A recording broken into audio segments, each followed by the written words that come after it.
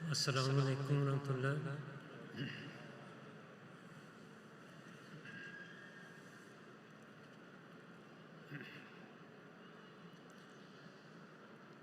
اشہد ان لا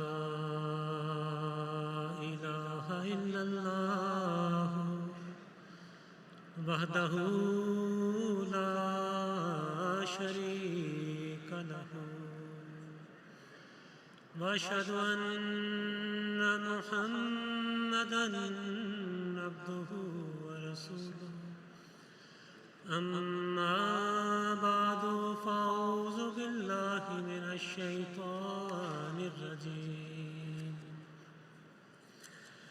بسم اللہ الرحمن الرحیم۔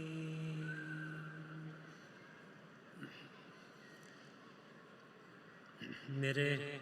محترم بھائیوں اور بچوں،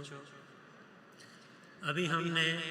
قرآن کریم کی تلاوت سنی ہے اور اس تلاوت میں ہم نے سورہ صف کی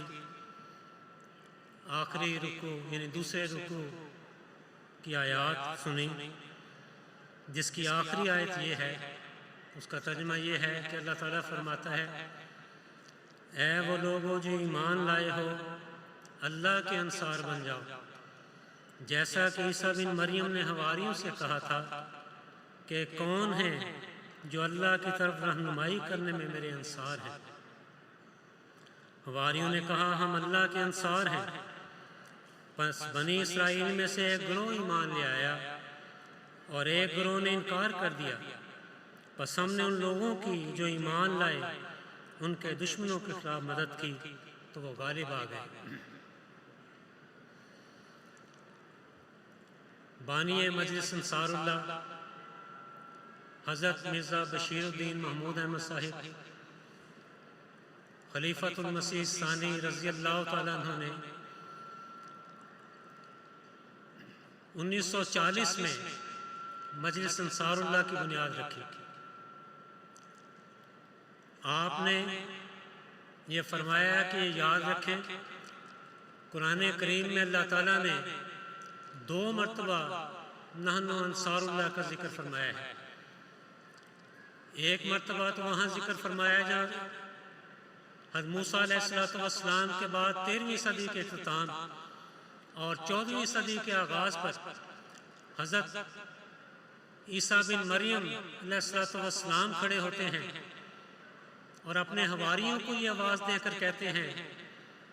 کہ کون ہے جو میری مدد کرنے کے لیے تیار ہے؟ فرمایا بین ہی ہمارے آقا مولا استقدس محمد مصطفیٰ صلی اللہ علیہ وآلہ وسلم، جنہیں خدا تعالیٰ نے قرآن کریم میں مسیح موسیٰ قرار دیا ہے، ان کے بعد 13ویں صدی کے اختتام اور 14ویں صدی کے آغاز پر نبی کریم صلی اللہ علیہ وآلہ وسلم نے فرمایا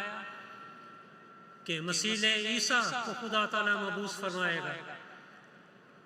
جس کا آنا میرا ہی آنا ہوگا، اور وہ آ کر دنیا میں وہی کام کرے گا جس کا آغاز میں نے کیا ہے، اور اللہ تعالیٰ اس کو ایسی ہی جماعت عطا کرے گا جیسے کہ میرے دور میں ہے۔ اور یہ وہ جماعت تھی جس نے نحن انصار اللہ کا نعرہ بڑی شان کے ساتھ لگایا۔ حضرت مسلم موعود رضی اللہ تعالیٰ فرماتے ہیں، بین ہی اللہ تعالیٰ نے سورہ صف میں یہ پیش گوئی فرمائی ہے کہ جب حضرت مسیح موعود علیہ السلام اور مہدی موعود علیہ السلام کھڑے ہوں گے تو وہ بھی اپنے ماننے والوں سے یہی مطالبہ کریں گے کہ من انصاری اللہ، لیکن ان کا یہ مطالبہ خود اپنی طرف سے نہیں ہوگا، جیسا کہ قرآن کریم کی آیت بتاتی ہے کہ اس آیت میں اللہ تعالیٰ ہے جو مومنوں کو یہ بات کہہ رہا ہے کہ من انصاری اللہ، تو جو اس وقت کے اس کے ماننے والے ہوں گے وہ یہ کہیں گے کہ نحن انصار اللہ۔ فرمایا کہ یہ فرق ہے حضرت عیسیٰ علیہ السلام کے من انصاری کہنے میں اور حضرت محمد مصطفیٰ صلی اللہ علیہ وسلم کی غلامی میں آنے والے مسیح موعود کے کھڑے ہو کر خدا تعالیٰ کی طرف بلانے میں، اس کے لیے خدا تعالیٰ خود آواز دے گا، خود دلوں میں تحریک پیدا کرے گا، خود اس کی تائید و نصرت کے لیے کھڑا ہوگا، اور ایسی تائید و نصرت فرمائے گا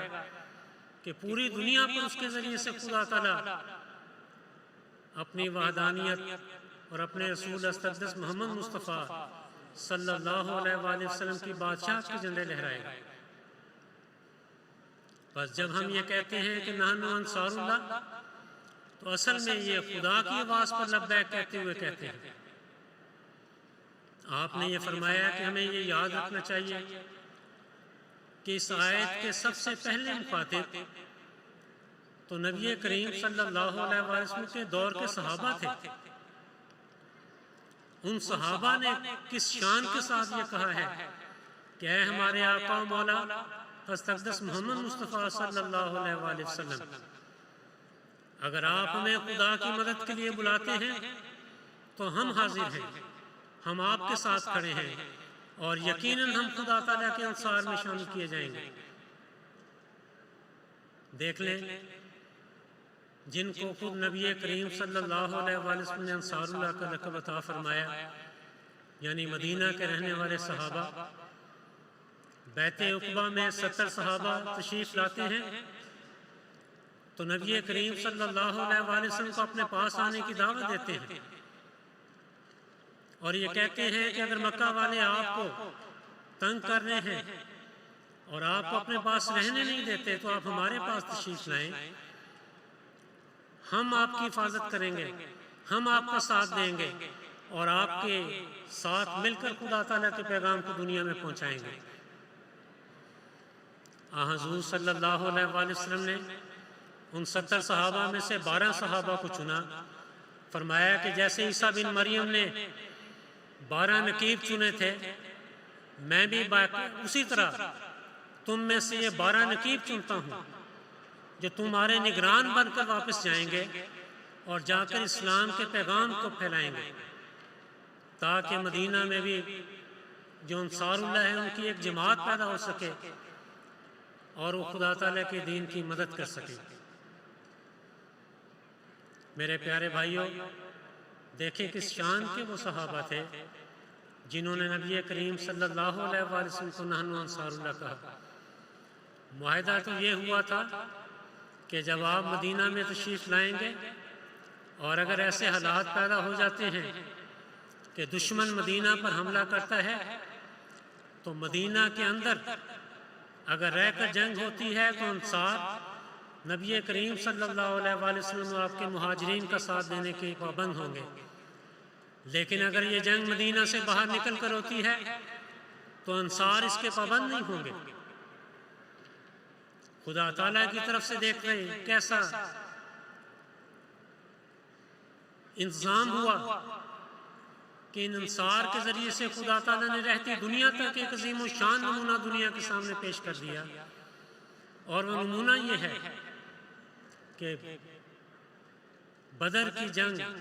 مدینہ سے باہر ہوتی ہے۔ نبی کریم صلی اللہ علیہ وآلہ وسلم مہاجرین صحابہ سے مشورہ فرماتے ہیں، لیکن آپ کا چہرہ مبارک بار بار انصار کی طرف اٹھتا ہے، اور دیکھیں پھر یہ صحابہ کس شان کے ساتھ اپنے عہد کو نبھانے کا وعدہ کرتے ہیں۔ انصار میں سے ایک صحابی کھڑے ہوتے ہیں اور یہ کہتے ہیں کہ اے ہمارے آقا و مولا استقدس محمد مصطفیٰ صلی اللہ علیہ وآلہ وسلم، ہم آپ کے آگے بھی لڑیں گے، پیچھے بھی لڑیں گے، دائیں بھی لڑیں گے اور بائیں بھی لڑیں گے، اور دشمن آپ تک نہیں پہنچ سکے گا جب تک کہ وہ ہماری لاشوں کو رونتا ہوا آگے نہ بڑھے۔ اور اگر اے ہمارے آقا اب ہمیں حکم دیتے ہیں تو ہم اپنے گھوڑوں کو سمندر میں ڈال دیں گے، مراد یہ تھی کہ ہم موت قبول کر لیں گے۔ کیسا ناصر ہونے کا عظیم الشان نمونہ انہوں نے رہتی دنیا تک ہر اس شخص کے لیے پیش کر دیا جو اپنے اپنے وقت میں نحن انصار اللہ کا دعویٰ کرے گا اور یہ نعرہ بلند کرے گا کہ میں بھی ناصر ہوں اور میں بھی خدا تعالیٰ کے دین کی مدد کرنے کے لیے کھڑا ہوتا ہوں۔ یہی وہ انصار ہیں جنہوں نے نبی کریم صلی اللہ علیہ وآلہ وسلم اور آپ کے صحابہ کی بہترین مہمان نوازی کی، اپنے گھر بھی پیش کر دیے، اپنی زمینیں بھی پیش کر دی، اپنی تجارتیں بھی پیش کر دی، یہاں تک کہ ایک صحابی نے یہ بھی کہا کہ میری ایک سے زائد بیویاں ہیں، میں ان کو طلاق دیتا ہوں، اور اے میرے پیارے بھائی جب عدت پوری ہو جائے تو تم میری اہلیہ سے شادی کر لینا۔ ان کے اندر خدا تعالیٰ نے ایسی صلاحیتیں پیدا کر دی کہ وہ نبی کریم صلی اللہ علیہ وآلہ وسلم کے بہترین ساتھی بن گئے۔ عبادت کے لحاظ سے بھی، قرآن کریم کو یاد کرنے، اس کی تلاوت کرنے کے لحاظ سے بھی،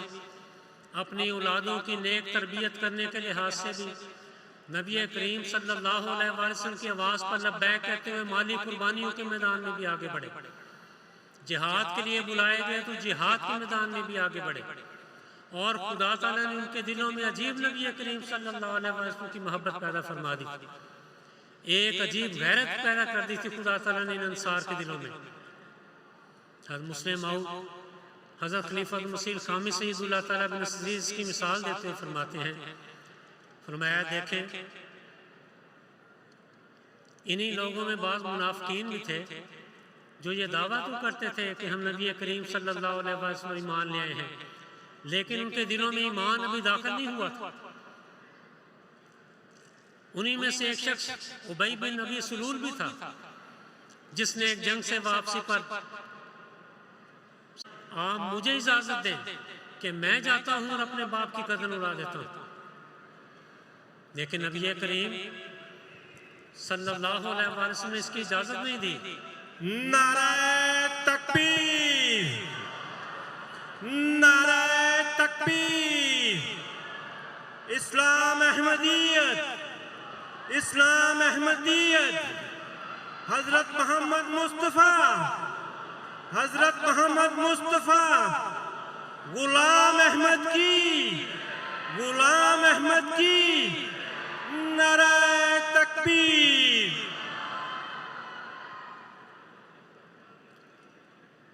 نبی کریم صلی اللہ علیہ وسلم نے اجازت میں مرمت فرمائی۔ جب مدینہ قریب آ گیا تو نبی کریم صلی اللہ علیہ وسلم کا یہ عاشق دوڑتا ہوا جا کر اپنے باپ کے سامنے کھڑا ہو گیا اور اسے کہا کہ جب تک تم اعلان یہ اعلان نہیں کرتے کہ میں مدینہ کا سب سے زیادہ ذلیل ترین شخص ہوں اور تقدس محمد مصطفیٰ صلی اللہ علیہ وسلم مدینہ کے سب سے معزز ترین شخص ہیں، تب تک تمہیں میں قدم آگے نہیں بڑھانے دوں گا اور تمہارا سر قلم کر دوں گا۔ چنانچہ ابی سلول کو یہ لفظ کہنے پڑے کہ میں ہی مدینہ کا سب سے زیادہ ذلیل ترین شخص ہوں اور تقدس محمد مصطفیٰ صلی اللہ علیہ وسلم مدینہ کے سب سے زیادہ معزز ترین شخص ہیں۔ یہ وہ روح ہے جو خدا تعالیٰ نے انصار اللہ کی بنیادیں رکھتے ہوئے عطا فرمائی، اور یہی روح ہے جو ہمیں ان صحابہ کے اندر کارگر نظر آتی ہے کہ نبی کریم صلی اللہ علیہ وسلم تربیت حاصل کرنے کے بعد یہ صحابہ عبادت کے میدان میں بھی آگے بڑھ گئے، قربانیوں کے میدان میں بھی آگے بڑھ گئے، تبلیغ کے میدان میں اس طرح آگے بڑھے کہ دنیا کے جس کونے میں گئے وہاں پر اللہ تعالیٰ کی وحدانیت کے پودے لگاتے چلے گئے، اور تقدس محمد مصطفیٰ صلی اللہ علیہ وسلم کے ساتھ عشق کرنے والی جماعتیں پیدا کرتے چلے گئے۔ افریقہ کو دیکھ لیں، چین کو دیکھ لیں، ایشیا کو دیکھ لیں، غور کر کے دیکھیں کہ انہی صحابہ کے ذریعے سے خدا تعالیٰ نے، انہی انصار دین کے ذریعے سے خدا تعالیٰ نے یہ عظیم الشان انقلاب دنیا میں پیدا فرما دیا۔ بین ہی یہی نقشہ ہمیں اللہ تعالیٰ کے اس پیش گوئی کے مطابق جو سورہ صف میں اللہ تعالیٰ نے فرمائی ہے حضرت اقدس مسیح موعود علیہ السلام کے دور میں پورا ہوتا ہوا نظر آتا ہے۔ دیکھیں یہاں پر بھی عیسیٰ علیہ السلام بنی اسرائیل کو مخاطب کر کے یہ کہتے ہیں کہ اے بنی اسرائیل آؤ میری مدد کرو، تم میں سے کون ہے جو میری مدد کرنے والا ہے؟ نبی کریم صلی اللہ علیہ وسلم نے بھی یہی فرمایا تھا کہ جب میرا مہدی اور مسیح آئے گا تو یاد رکھنا اس وقت مسلمانوں کے یہودیوں کی طرح 72 فرقے نہیں بلکہ 73 فرقے ہو جائیں گے، اور میری امت بنی اسرائیل سے اس قدر مشابہت اختیار کر جائے گی کہ جس طرح ایک بالشت ایک ہاتھ دوسرے ہاتھ سے، جس طرح ایک جوتی کا پاؤں دوسرے جوتی کے پاؤں سے مشابہت اختیار کرتا ہے، اگر بنی اسرائیل میں کسی بدبخت نے اپنی ماں سے زنا کیا ہوگا تو ایسے بدبخت ان فرقوں میں بھی پیدا ہوں گے، لیکن اس وقت خدا تعالیٰ میرے مسیح کو بھیجے گا جو 73واں جماعت بنائے گا، آسمان سے وہ کھڑا کیا جائے گا اور خدا تعالیٰ اس کے ذریعے سے میرے صحابہ جیسی جماعت پیدا فرمائے گا۔ حضرت اقدس مسیح موعود علیہ السلام نے جب بیعت لینے کا اعلان فرمایا، آپ نے جب 10 شرائط بیعت شائع فرمائی تو ان میں واضح طور پر آپ نے یہ مضمون بیان فرمایا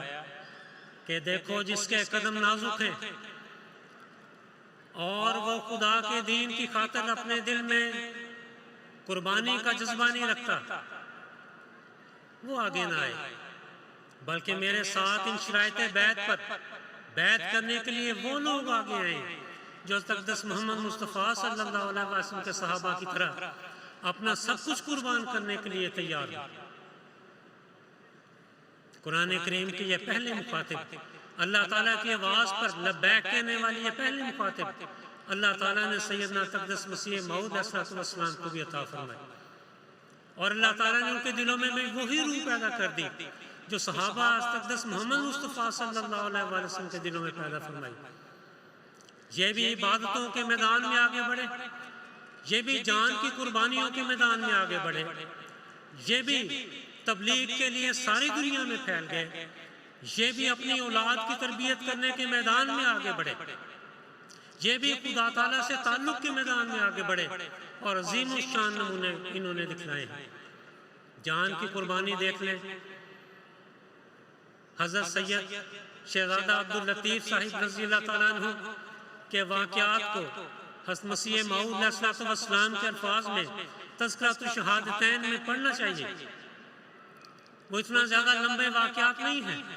لیکن حضرت مسیح موعود علیہ السلام نے بڑی تفصیل کے ساتھ مضمون کو بیان فرمایا ہے کہ کس طرح اس خدا تعالیٰ کے پیارے ناصر نے خدا تعالیٰ کے دین کی حفاظت کرتے ہوئے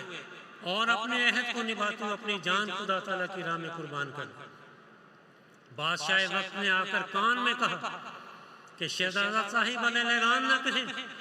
صرف میرے کان میں اتنا کہہ دے کہ میں توبہ کرتا ہوں، میں آپ کو آپ کا مقام بھی عطا کروں گا،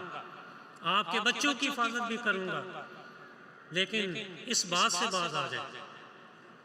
حضرت شہزادہ عبداللطیف صاحب رضی اللہ تعالیٰ نے موت کی آنکھوں میں آنکھیں ڈالتے ہوئے کیسا خوبصورت جواب عطا فرمایا، فرمایا کہ جو حق خدا تعالیٰ نے مجھے عطا فرمایا ہے اس حق کو میں کیسے چھوڑ سکتا ہوں، خواہ میرے جسم کے ٹکڑے ٹکڑے کیوں نہ کر دیے جائیں، نہ مجھے اپنی اولاد کی پرواہ ہے، نہ مجھے دنیا کی کسی چیز کی پرواہ ہے، جو خدا تعالیٰ نے سچائی مجھے عطا فرمائی ہے اس سچائی کے سامنے ایک زندگی تو کیا ہزاروں زندگیاں بھی موجود ہوں تو وہ ہیچ ہے۔ نعرہ تکبیر، نعرہ تکبیر، اسلام احمدیت، اسلام احمدیت، غلام احمد کی، غلام احمد کی، حضرت خلیفۃ المسیح الخامس، شہداء احمدیت، شہداء احمدیت، نعرہ تکبیر۔ یہ شہداء احمدیت کے بہترین گلستان کا پہلا پھول تھا جس نے اپنی جان خدا تعالیٰ کے حضور پیش کی، اور اس کے بعد پھر دیکھیں 1940 کے بعد وہ انصار جنہوں نے خلیفہ وقت کی آواز پر لبیک کہتے ہوئے اپنے آپ کو انصار اللہ کی تنظیم کا حصہ بنایا، پھر انہوں نے کس طرح اس گلستان کو آباد کیا ہے۔ انصار اللہ کی ایک لمبی لسٹ ہے، شہداء احمدیت کی۔ 40 سال سے بڑے ان نوجوانوں نے بڑی شان کے ساتھ خدا تعالیٰ کے دین کی حفاظت کے لیے اور اس صداقت کو جو خدا تعالیٰ نے انہیں عطا کی تھی اس کی حفاظت کے لیے صحابہ نبی کریم صلی اللہ علیہ وسلم کے نقش قدم پر چلتے ہوئے بعین ہی انہی راہوں پر چلتے ہوئے اپنی جانوں کو قربان کیا ہے۔ ایک کے بعد دوسرا ناصر خدا تعالیٰ کے حضور حاضر ہوتا چلا گیا، ایک کے بعد دوسرا ناصر اپنی جان کو خدا تعالیٰ کے حضور قربان کرتا چلا گیا، لیکن کسی ایک نے بھی اپنے قدموں کو پیچھے نہیں اٹھایا،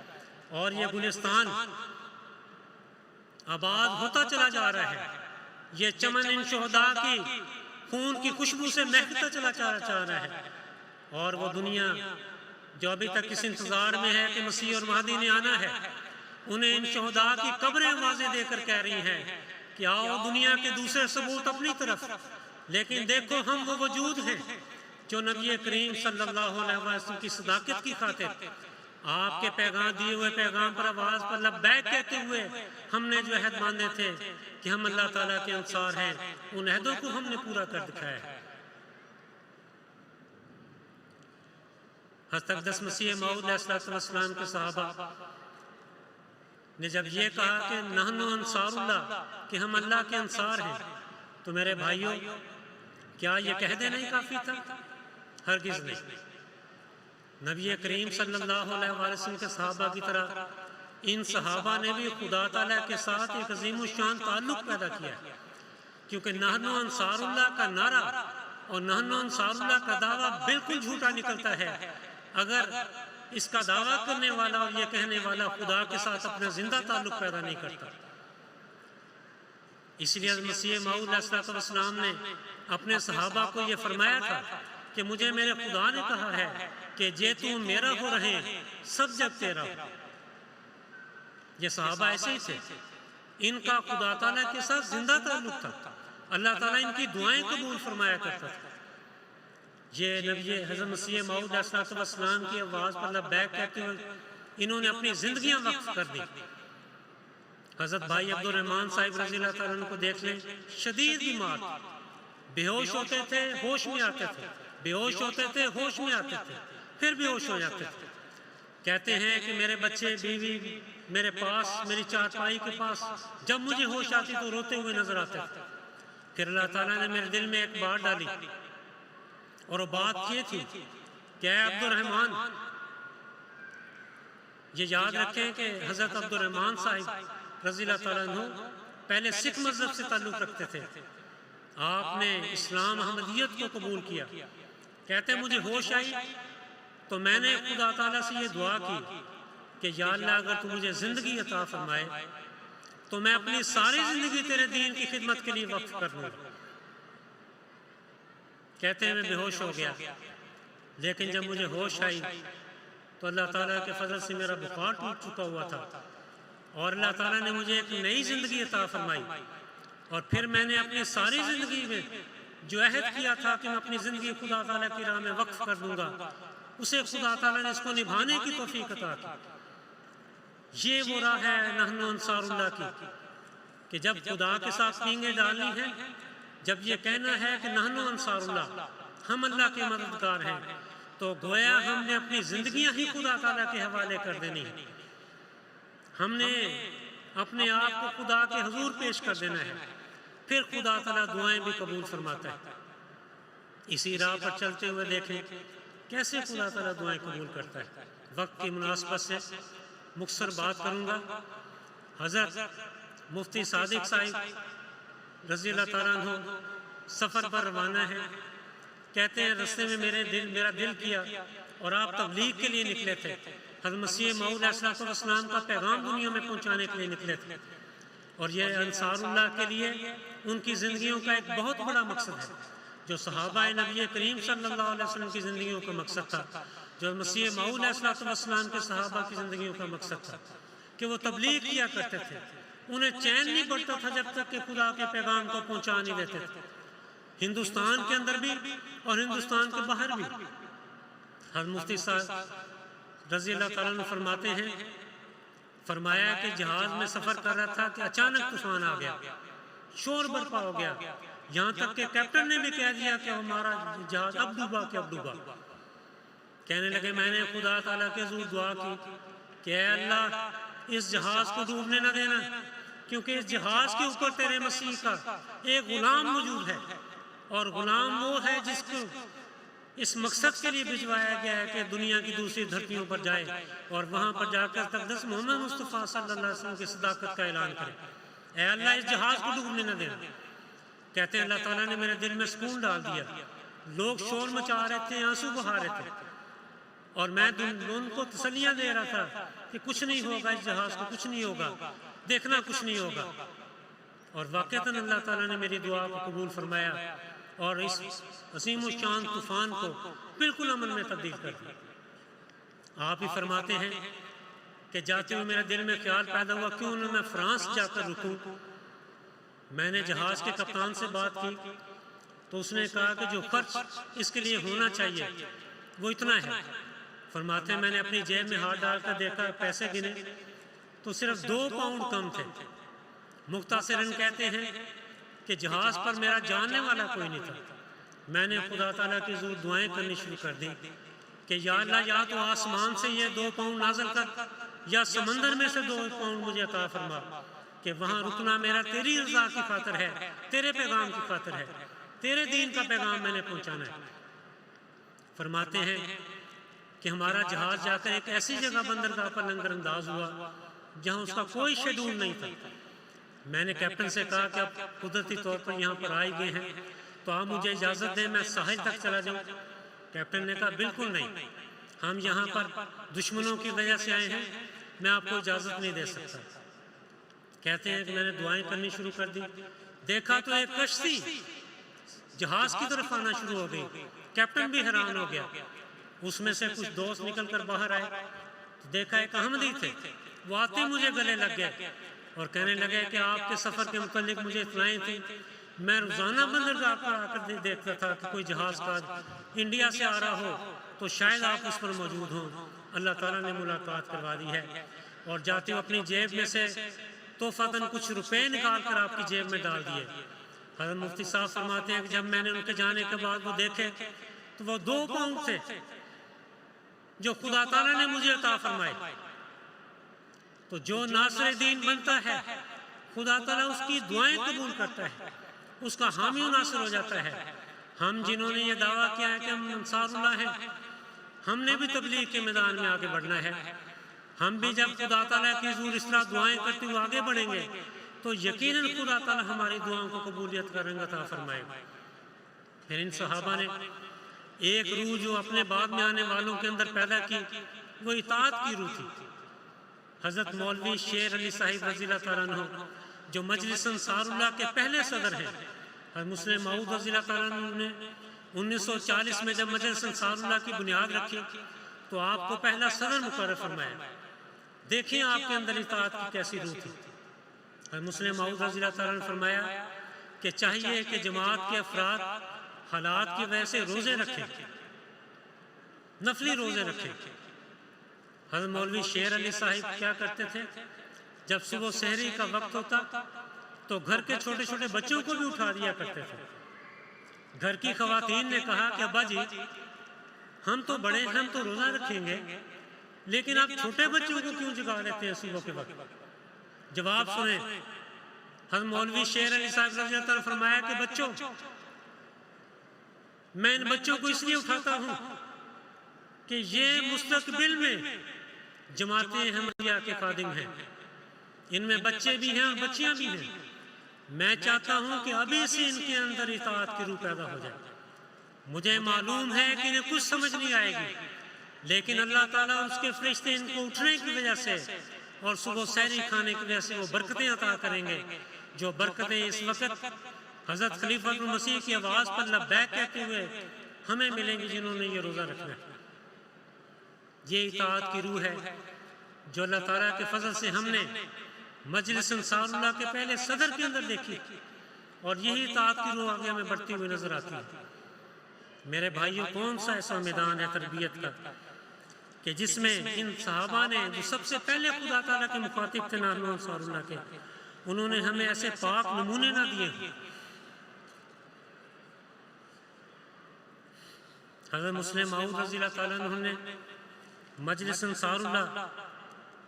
کی بنیاد رکھتے ہوئے اس کے جو مقاصد بیان فرمائے وہ یہی مقاصد ہیں جن کا خلاصتاً میں نے آپ کے سامنے ذکر کیا ہے۔ مسلم معود رضی اللہ تعالیٰ فرماتے ہیں لیکن یاد رکھیں کہ جب ہم نانو انصار اللہ کہتے ہیں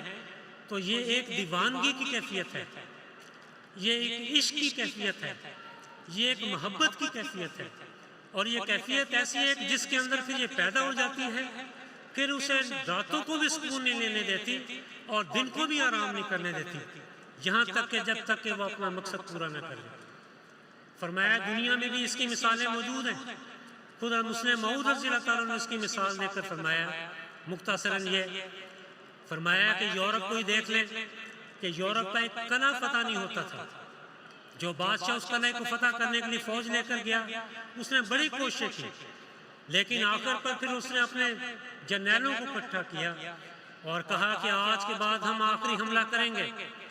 اگر تو ہم نے اس کو فتح کر لیا اور میں زندہ رہا تو آپ کے ساتھ اس فتح کا جشن مناؤں گا، لیکن اگر میں فوت ہو گیا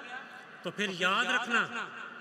اگر تو تم نے اس قلعے کو فتح کر لیا تو اس کے اندر میری قبر بنانا، اور اگر اس قلعے کو فتح نہ کیا تو میرے جسم کے ٹکڑے ٹکڑے کر کے کتوں اور چیلوں کے سامنے ڈال دینا۔ مسلم معود رضی اللہ تعالیٰ فرماتے ہیں کہ اس کے جرنیلوں نے جب حملہ یہ بات سنی تو ان کے اندر ایک روح پیدا ہو گئی کہ ہم نے اس قلعے کو یقینی طور پر فتح کرنا ہے، اور تاریخ آج تک حیران ہے کہ یہ قلعہ کیسے فتح ہو گیا۔ بانی مجلس انصار اللہ نے اس واقعہ کو بیان کرنے کے بعد فرمایا ہم تو اس بادشاہ سے تعلق رکھتے ہیں جو زمین و آسمان کا بادشاہ ہے، جس نے خود فرمایا ہے کہ مسیح موعود اس کی جماعت کو دنیا میں پھیلا دے گا، اس کو ترقیات عطا فرمائے گا۔ بس ہم نے اگر یہ کام کرنا ہے تو صرف اتنا ہے کہ یہ دیوانگی اپنے اندر پیدا کریں۔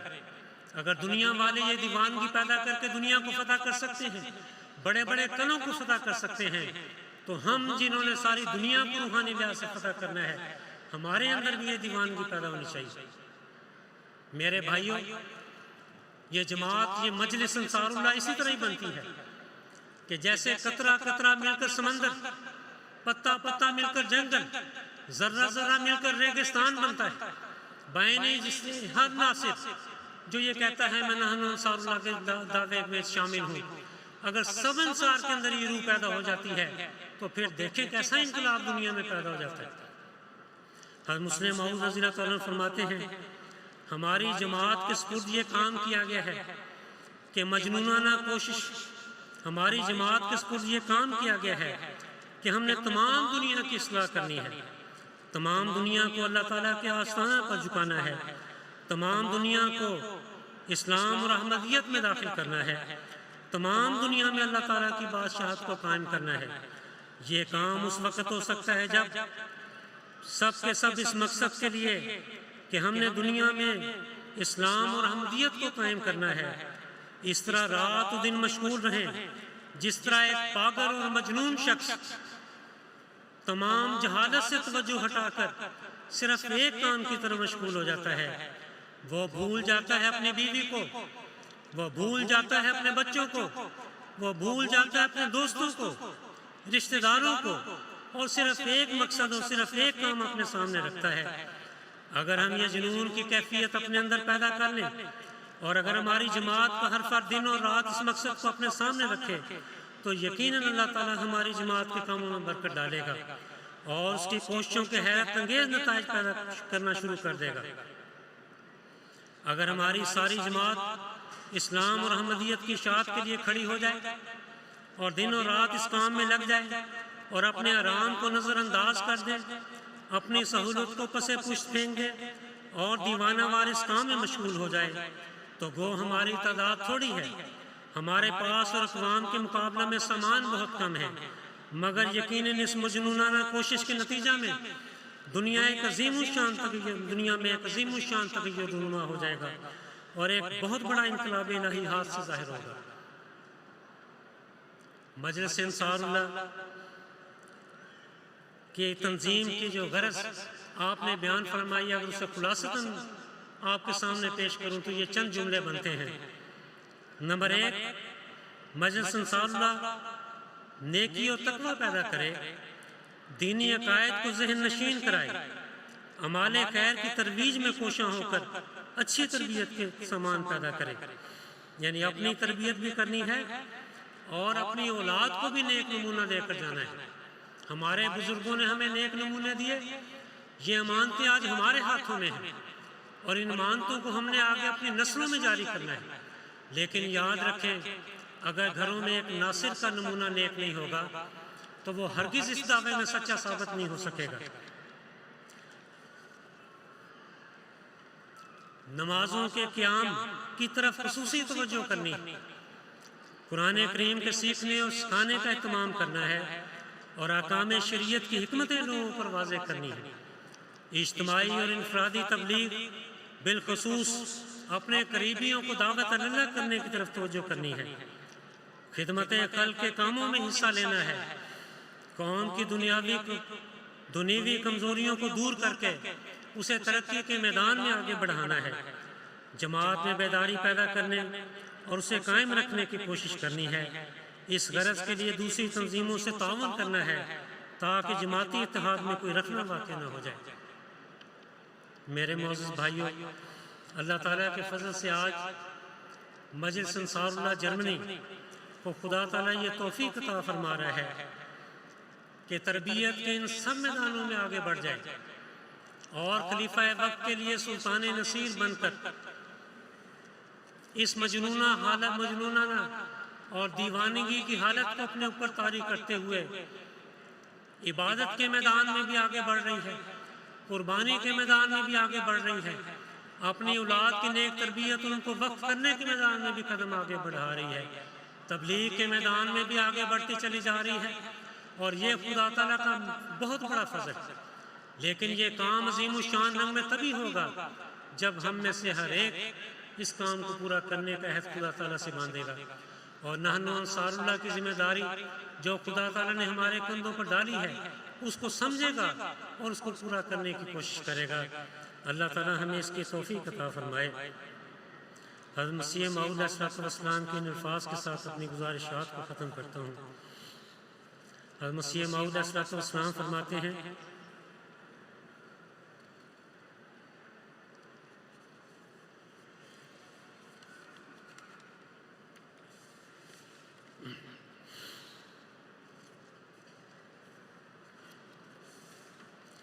فرمایا خدا تعالیٰ چاہتا ہے کہ تمہیں ایک ایسی جماعت بناوے کہ تم تمام دنیا کے لیے نیکی اور راست بازی کا نمونہ ٹھہرو، سو تم ہوشیار ہو جاؤ اور واقعی نیک دل اور غریب مزاج اور راست باز بن جاؤ۔ تم 5 وقتہ نماز اور اخلاقی حالت سے شناخت کیے جاؤ گے، اور میں جانتا ہوں کہ لوگ جو حقیقی طور پر میری جماعت میں داخل ہیں ان کے دل خدا تعالیٰ نے ایسے رکھے ہیں کہ وہ طبعاً بدی سے متنفر اور نیکی سے پیار کرتے ہیں، اور میں امید رکھتا ہوں کہ وہ اپنی زندگی کا بہت اچھا نمونہ لوگوں کے لیے ظاہر کریں گے۔ اللہ تعالیٰ مجھے بھی اور آپ سب کو بھی مسیح موعود علیہ السلام کی توقعات کو پورا کرنے کی توفیق عطا فرمائے۔ اللہم صلی علی محمد وعلی آل محمد وبارک وسلم انک حمید مجید۔ تکبیر